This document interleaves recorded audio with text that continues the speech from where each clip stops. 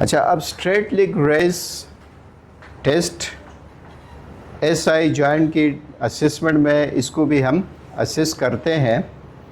तो straight leg raise test जो है ये हम पैसिवली परफॉर्म करते हैं। इसके लिए ज़रूरी है कि पेशेंट के हेड की नीचे भी पिलो ना हो, बिल्कुल स्ट्रेट हो, एबिडक्शन एडक्शन में लेग्स जो है वो ना हो, न्यूट्रल पोजीशन पे हो, ताकि डिवरा जो है वो उसका रिलैक्स रहे। इसमें सबसे पहले जो है वो हम साउंड साइड को पैसिवली देखते हैं कि वो, ताकि वो हम फिर उसको दूसरे साइड से कंपेयर कर सके।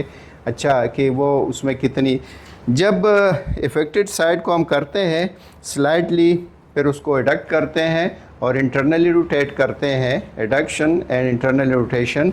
फिर जब हम ऊपर उठाते हैं और 0 to 30 पे पेन उनको फील होता है, तो इसका मतलब ये है कि ये कोई एक्यूट कंडीशन है, या तो लिस्थेसिस है, या फिर साइन ऑफ द बटक है, या कोई लार्ज डिस्क का इशू है, तो इससे ये पेन हमें मिलता है। ट्यूबर भी हो सकता है उसका। तो इसके अलावा अगर हमें 0 to 30 पे पेन नहीं हुआ, लेकिन 30 से ऑनवर्ड पेन शुरू हुआ अप टू 70, तो इसका मतलब ये हुआ कि फिर ये नर्व की इन्वॉल्वमेंट है, शियाटिक नर्व जो है वो कंप्रेस हो रही है, या उसकी इम्प्लेमेशन है, या जो भी आप उसको, कि लेकिन नर्व के इन्वॉल्वमेंट है उसमें आ जाती है। तो इस नर्व की यहाँ पे फिर हमने कि टेबियल नर्व है या सोरल नर्व है या ये पेरोनियल नर्व है, तो उसमें हम फिर अगर इस पोजीशन में हम फुट को डार्सीफ्लेक्स करें और टोस को एक्सटेंशन करें और इन्वर्ट करें, तो ये हमें टिबियल नर्व की कंफर्मेशन करेगा।